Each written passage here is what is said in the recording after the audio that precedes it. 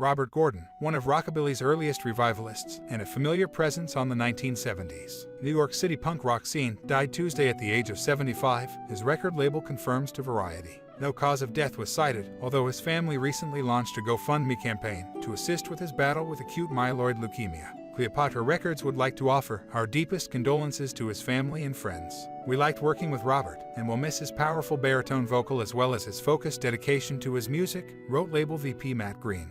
Gordon's final album, Hellified, which again teams him with British guitarist Chris Spedding, is being released by the label on Nav. 25. With his swept-up haircut and predilection for 1950s clothing, it would have been easy in the 1970s to consider Gordon a Happy Days-style throwback.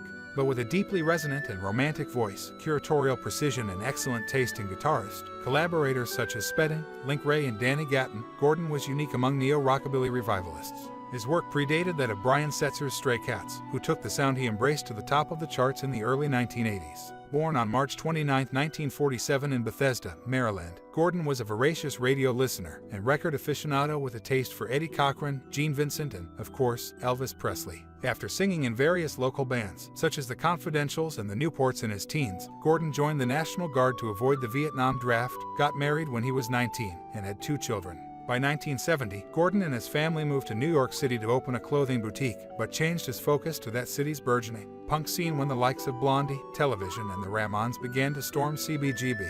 Gordon became part of the NYC pop-punk act Tough Darts, and recorded part of 1976 Seconds Atlantic label compilation live at CBGB with that band, singing lyrics such as "I'd rather slash my wrist and cut my throat than spend the night with you" on Slash. I was doing the rockabilly thing, which always seemed to get people off, but I was an angry young man, Gordon told this writer in 2014. I had split from my first wife and punk worked for me, but I wasn't really into punk. I miss singing those old songs. When Richard Goddera, a producer or songwriter from the celebrated Brill Building, responsible for hits such as My Boyfriend's Back and I Want Candy, heard Tough Darts do a cover of Presley's One Night, he convinced Gordon to go back to his roots and make a rock and roll album.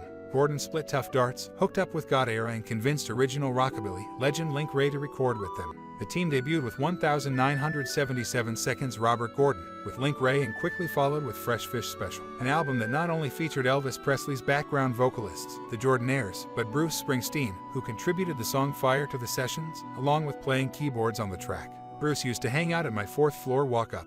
When I broke up with my wife, Gordon told this writer, we became close friends. If the Pointer Sisters hadn't come along with their version of Fire, we could have had something there. Not long after the critically acclaimed Fresh Fish Special dropped, Gordon got signed to Presley's precious RCA label and made his debut with the flashy Rockabilly Boogie in 1979, followed by Bad Boy. Goddera was instrumental in hooking me up with Link first, then this cat I heard in London, Spedding, Gordon told me. Goddera got things done. He found Spedding a green card and was instrumental in getting me signed to RCA. With Firebrand guitarist Danny Gatton and for RCA, Gordon shifted some of his emphasis away from rockabilly and toward pop, R&B and country for 1981 Seconds Are You Gonna Be the One and its MTV favorite hit single Someday, Someway, penned by power pop hero Marshall Crenshaw. Not long after the release of that album, Gordon contributed songs to the soundtrack of the low-budget movie The Loveless, the first directorial effort from Catherine Bigelow.